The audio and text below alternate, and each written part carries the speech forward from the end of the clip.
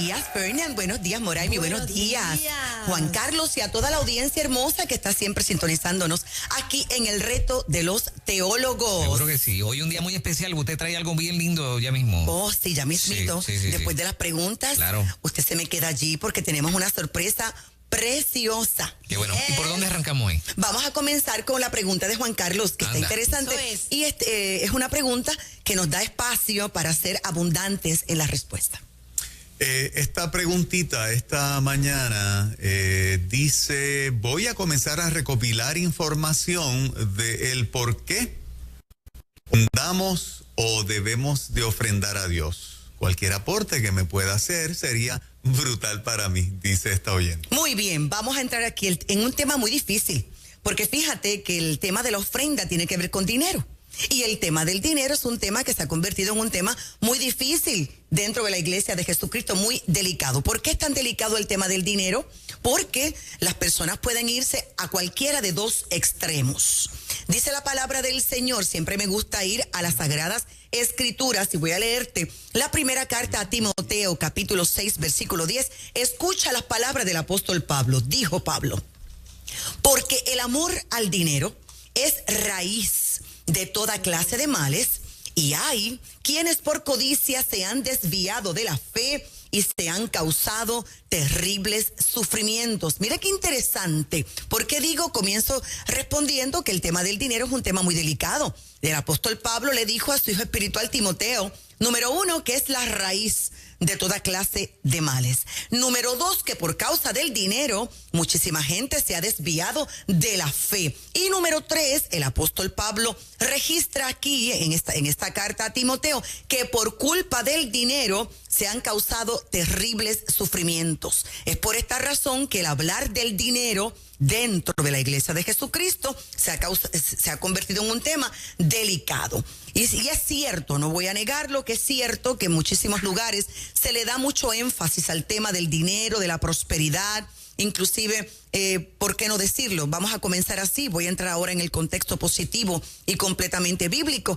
Personas que se han interesado más en la cartera de los creyentes que en el corazón de los creyentes. Sin embargo, el tema del dar, el tema del dinero, de la ofrenda, es un tema completa y absolutamente bíblico. De hecho, es un tema de adoración. Por otro lado, el otro extremo es el extremo de la negligencia, porque nosotros como iglesia no podemos cerrar nuestros ojos a este tema. El dinero es un tema tan y tan importante que el Señor Jesús en las Sagradas Escrituras constantemente está hablando del dinero. Él es nuestro proveedor. Dice la palabra del Señor que realmente tenemos que ser ofrendantes y que tenemos que ser buenos, excelentes mayordomos, porque el Padre Todopoderoso coloca dinero en nuestras manos. Así que con esta introducción voy a ir rapidito a hablarte de varios puntos.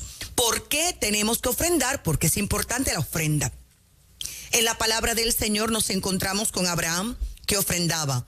Nos encontramos con la historia de Caín y Abel ofrendaba. La ofrenda es un acto de adoración. Dice la palabra del Señor que el Señor hace memoria de todas mis ofrendas al momento de responder las peticiones de mi corazón. Así que nota por favor que hay una conexión entre la respuesta a mis oraciones con el dar, con el ofrendar. En el Nuevo Testamento también nos encontramos en Hechos de los Apóstoles con un hombre llamado Cornelio, que dice la palabra del Señor que Cornelio lo que sabía hacer era orar y dar limosnas. Eso era lo único que Cornelio sabía hacer. Y dice la palabra del Señor que un día los cielos se le abrieron, un ángel llegó allí frente a él en su casa y el mensaje del ángel fue: Cornelio, tus oraciones y tus ofrendas han llegado a la presencia del Señor, y usted puede continuar leyendo la historia. Ahora, ¿cómo nosotros podemos tener una visión completamente bíblica de la importancia de dar, de la importancia de ofrendar? Y voy a traerte varios puntos. Punto número 1, inhala y exhala. Porque el Señor es quien nos permite a nosotros decir que este carro es mío, que esta casa es mía, que este salario es mío, pero te tengo noticias. Nosotros los creyentes le decimos a Él Adonai, le decimos a Él el Señor, el dueño de todas las cosas, el Creador. Por lo tanto, todo le pertenece a Dios, todo es del Señor. Muy bien, algunas personas piensan que le están haciendo un favor a Dios, ofrendando, dando, pero no. Todo es del Señor. Mi casa es del Señor. Mi automóvil es del Señor. Mi familia es del Señor. Mi dinero es del Señor. Mi vida es del Señor. Solamente que Él es tan generoso, tan bondadoso, que Él me permite que yo le llame mío. Muy bien. Así que cuando yo le doy a Dios, cuando yo le ofrendo al Señor, simplemente estoy colocando en sus manos lo que es de Él, le pertenece a Él, y a Él, como todo un rey, porque estamos en un reino, a Él le ha placido que sus recursos pasen por nuestras manos. Un segundo punto importante, entender que la ofrenda no es un tema material. La ofrenda es un tema espiritual. Esto no es que yo voy a ofrendar porque bendito tenemos que cubrir los gastos de luz y de agua de nuestra congregación. Bendito porque es que tenemos que ayudar al pobre, a la viuda, y déjame cooperar con la causa. No, tú no puedes ver esto como el mundo lo ve. Esto no es un asunto material. La ofrenda es un tema espiritual, donde yo quiero insistir, lo estoy adorando, donde yo estoy expresándole a Él mi alabanza. Fíjate que la excelencia de mi ofrenda habla de dos cosas. Habla del estado de mi corazón, y habla también de mi conocimiento y de mi nivel de adoración. El libro del profeta Malaquías, que regularmente se habla de Malaquías 3 para hablar de diezmos y de ofrendas, realmente es un libro que habla de honra, y es un libro que habla de adoración y de reconocimiento al Dios del cielo. Cuando yo estoy ofrendando, claro que yo estoy consciente de todos los beneficios que voy a recibir por dar, porque aparecen en la Biblia, pero yo estoy dando como un acto de agradecimiento, como un acto de alabanza, de honra y de adoración. Por lo tanto, a través de mi ofrenda, yo estoy expresando mi devoción al Dios Todopoderoso. Algo más. Acabo de decirte que la gente tiene conocimiento y la gente ofrenda sabiendo que va a recibir beneficio del cielo.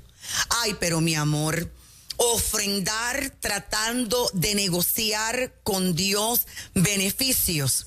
Ya nos fuimos de la línea de la adoración. Demasiado. No, nos fuimos de la línea de la adoración. No podemos negociar con Dios a través de una ofrenda. O sea, si yo te doy tanto, tú me puedes conceder tanto, este milagro. Exactamente. De esta forma, como yo lo quiero. Yo te voy a pactar por esto, yo te voy a dar por esto, y a cambio, yo estoy esperando. Porque ya es un negocio, ¿no? Exacto, un negocio Intentando con hacer Dios. un negocio con Dios. Exactamente. Pero hay gente que tiene esa filosofía aparte, o sea, colectiva. Sí, eso es así, Moraima. He visto organizaciones que así operan. Eso es así. Sí. Wow. Eso es así. Sin darse cuenta Sí, que en el sí, Antiguo sí, sí. Testamento, cuando se habla del dar, en el Antiguo Testamento, cuando se habla de bienes materiales, esto era sombra y figura de las bendiciones espirituales que conocemos hoy en el Nuevo Pacto, en el Nuevo Testamento. Así que yo no voy a dar para que Dios me bendiga.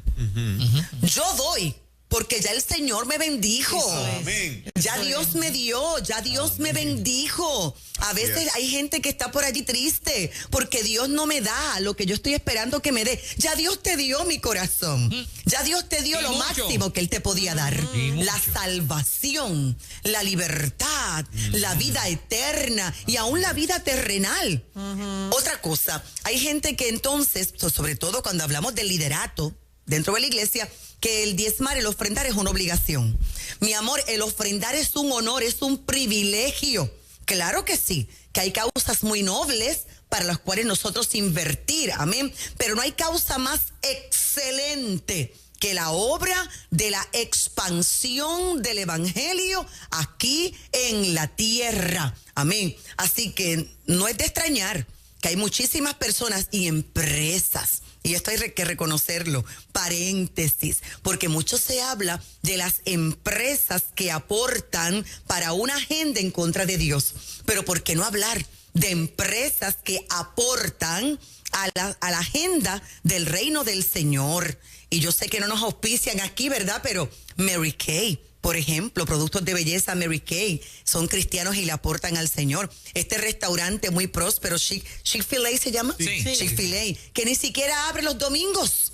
Mientras otras empresas abren domingos, porque los domingos son un día de mucha venta y remuneración económica, esta empresa decidió no abrir los domingos precisamente porque entienden que es un día de consagración al Dios del cielo. Les va súper bien, la fila para Oh, sí. Las filas son enormes. No se vacía. Las filas son enormes. Ajá. Y hay una lista grandísima de empresas que le aportan a las misiones, que aportan a la expansión del evangelio aquí en la tierra. ¿Qué dice la palabra del Señor? Que ofrendemos con amor, que ofrendemos con generosidad. Obviamente vamos a ofrendar conforme el Señor nos haya prosperado. Y finalmente, porque hay muchísimo más que hablar sobre esto, no olvidemos que un día estaba Jesús precisamente al lado de la canasta. Estaba Jesús al lado del gasofilacio. ¿Y qué hacía Jesús allí? Pendiente a todo lo que la gente daba, porque a Jesús sí le interesa el estado de tu corazón. A Jesús sí le interesa tu ofrenda. Sí le interesa lo que tú das. Y Jesús hizo un señalamiento.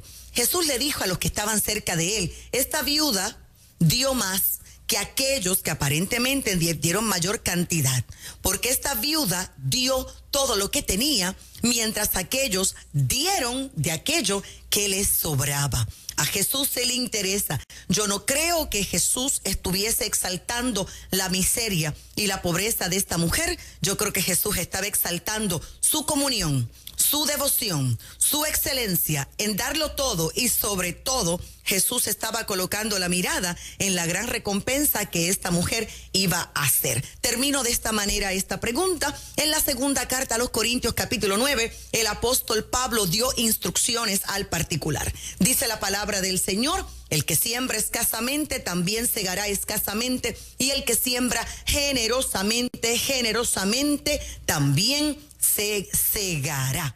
Esto es un principio ineludible. Así que ofrenda, da, demuéstrale al cielo y a los hombres el estado de excelencia, de adoración y de alabanza de tu vida y de tu corazón, y recibe 1000 veces más. Amén. En el nombre de Jesús. El resto de los Yes, teólogos, buenísimo eso como es. siempre. ¿Por dónde vamos? Eso es. Vamos a ir con tu pregunta, Ferna, muy interesante también. Muy interesante, porque esta persona dice: pastora, yo estaba, después de ver una predicación suya, me puse a leer, me surgió una duda, busqué en la palabra. Bueno, esta persona dice: ¿quién era los padres de Atalía en la Biblia? Por ejemplo, ella dice: bueno, o sea, entiendo que Acab es el papá, Jezabel es la mamá, y si el esposo era Joram, él también era hijo de Acab y Jezabel, según Segunda de Reyes 11, pregunta a esta persona. Claro que sí, gracias. Antes que todo, gracias por enviarnos sus respuestas. Este año 2023 ha sido un año muy particular porque todas las preguntas han llegado desde la audiencia.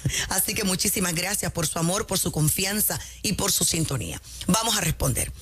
Acab y Jezabel, ¿qué matrimonio? Cada vez que nosotros pensamos en maldad y vamos a las Sagradas Escrituras, pensamos en Jezabel, la promotora, no solamente adoradora de Baal, sino también promotora de la adoración a Baal, la perseguidora de profetas, de forma particular la perseguidora del profeta Elías, una mujer malvada, el poder detrás del trono, porque el rey era Acab, y estamos hablando de la nación de Israel. Pues ellos procrearon, Jezabel y Acab procrearon y tuvieron a una niña, su nombre es Atalía. Yo no sé quién es peor. Yo no sé si Atalía o Jezabel. Yo no sé, Jezabel es más famosa, por supuesto, pero Atalía era igual. Atalía era asesina, Atalía masacró la descendencia de la tribu de Judá. Atalía tomó parte del templo de Jehová para utilizarlo en un templo pagano. Atalía también era promotora de la idolatría, de la adoración a Baal. Y Atalía, pues obviamente tiene un esposo, y el esposo era Joram. Así que voy a pasar inmediatamente a responderte de forma específica tu pregunta. Joram fue hijo y sucesor de Josafat. Fue esposo de Atalía, hija del rey de Acab de Israel. Ascendió al trono a los 32 años de edad y reinó únicamente por 8 años, gracias a Dios. Y voy a leerte el segundo libro de Reyes, sí, porque esta gente era mala. Esta gente era horrible. Paréntesis. La palabra del Señor dice, y ahora lo ajusto a nuestra época actual, que oremos por los que están en el gobierno, que oremos por los que están en autoridad precisamente por estas cosas. Mira lo que dice el segundo libro de Reyes 8, 16 al 18. En el 5º año del reino de Joram, hijo de Acab en Israel, en Israel, Joram, hijo de Josafat, comenzó a reinar en Judá. Tenía 32 años cuando comenzó a reinar y reinó en Jerusalén 8 años, pero siguió los pasos de los reyes de Israel y de la descendencia de Ahab, pues su mujer era de la descendencia de Ahab, así que sus hechos fueron malos a los ojos del Señor. Para que sepa la maldad, porque es importante, mató a sus 6 hermanos. La Biblia dice que hizo maldad delante de los ojos de Jehová, segundo libro de Reyes 8, 18. Y obviamente tenemos aquí como una historia repetida, ¿no? Por la influencia de la reina y de su familia, de su esposa Atalía, la hija de Jezabel y la hija de Acab. Así que allí he respondido la pregunta y me parece muy interesante estudiar todos los actos de Jezabel, de Acab, de Atalía, importante, de Joram, para que podamos entender las consecuencias de un gobierno fuera de la presencia del Señor. Gente despiadada, ¿eh? Despiadada. Pero hay algo importante para continuar, Fernan, y es que el Dios Todopoderoso, a pesar de tanta maldad, siempre se reservó a los suyos. En la época de Atalía, el Señor se reservó a una mujer llamada Josaba, que es la única princesa que se casó con un sumo sacerdote. Y en medio de la masacre, Josaba cogió al más pequeño de todos y lo escondió en la casa. Le puso nodriza, le enseñó los principios del Señor. Atalía pensaba que ella había masacrado a todo el mundo y que ya no había destino, nueva generación. Pero Josaba escondió a uno y le enseñó los principios del reino. Fue el niño que comenzó a reinar aún siendo niño y lo hizo correcto delante del Señor. Este punto es importante. Es verdad que la maldad reina allá afuera, pero también es verdad que dentro de la casa del Señor está la unción y la gloria de Josaba, preservando una nueva generación. Extraordinario. Continuamos. Vamos, Moraima. Ahora viene la mía, la hace un pastor. Sí, un pastor. Un pastor. Dice, Dios le bendiga, pastora. El libro de Apocalipsis dice en el capítulo 22, verso 15, o del 1 al 5, dice, y las hojas del árbol era para sanidad de las naciones. Cierto. Refiriéndose a ese texto, dice, si la iglesia está en el cielo y la Biblia dice que no habrá más enfermedad y dolor, entonces, ¿a qué se refiere el texto bíblico? Importante pregunta, interesante pregunta. Él es el pastor Edgar. Pastor Edgar, saludos y bendiciones para usted, para toda su congregación pentecostal. Un abrazo, un beso y gracias por su amor y gracias por su confianza. El final de la humanidad, la eternidad, no será el cielo, será la tierra. La Biblia habla de cielos nuevos, la Biblia habla de tierra nueva, la Biblia habla de la nueva Jerusalén. Este detalle es importante. Ahora, el árbol de la vida.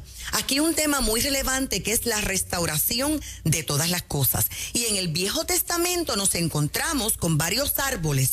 ¿Recuerdas el árbol del conocimiento del bien y del mal que el Padre Todopoderoso le prohibió al primer hombre y a la primera mujer comer de ese fruto?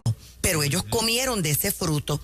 Fuimos expulsados del paraíso. Y expulsados del paraíso, también perdimos el acceso a comer del fruto del árbol de la vida. Esto habla Génesis capítulo 3, versos 22 al 24. Es decir, después del pecado, después de haber comido del árbol de la ciencia del bien y del mal, pues no pudimos tener acceso al árbol de la vida, más bien vino la muerte. Pero ahora en Apocalipsis nos encontramos otra vez con el árbol de la vida. Y repito, esto señala que el Señor restaura. Vamos a volver al paraíso. Ahora, mira qué lindo este detalle. No tuvimos acceso en Génesis al fruto del árbol de la vida porque no había un deseo legítimo de parte de Adán y de Eva, un deseo correcto, más bien pecaron. Pero ahora, en Apocalipsis, en el futuro, vamos a tener de forma legítima el acceso al árbol de la vida. Mira qué lindo está eso. Voy a darte un poquito más de información porque dice la palabra del Señor que este árbol dará 12 frutos, dando cada mes su fruto. Mira qué interesante.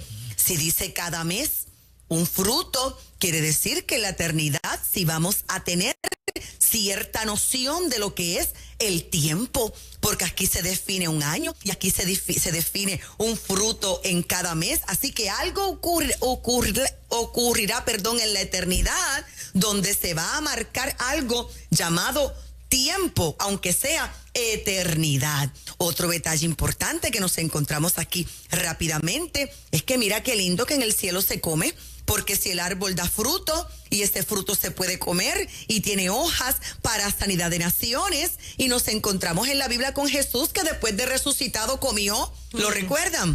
Puede leer de asignación Lucas 24:41, Juan 21:12 al 14. Bueno, en el Viejo Testamento también nos encontramos a Abraham comiendo con Dios, Génesis 18, versos 6 al 8. Ahora bien, las hojas del árbol sanan a las naciones. Vamos al rollo original, porque si no, no lo vamos a entender.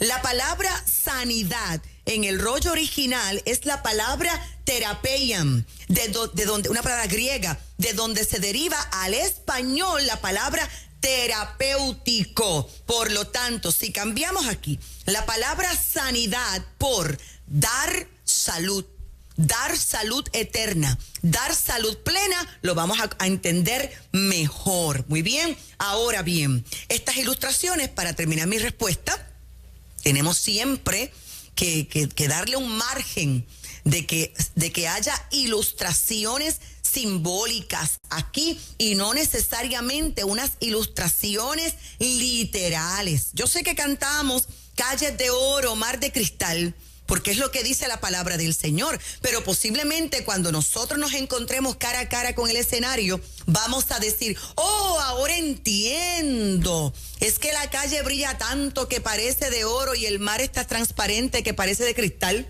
y no literalmente el vidrio, el cristal. Así que hay ciertas ilustraciones. Con esto quiero decir que a través de las Sagradas Escrituras vemos bastante clara la imagen que nos presenta el Espíritu Santo a través de hombres que escribieron. Mujeres también recibieron revelaciones.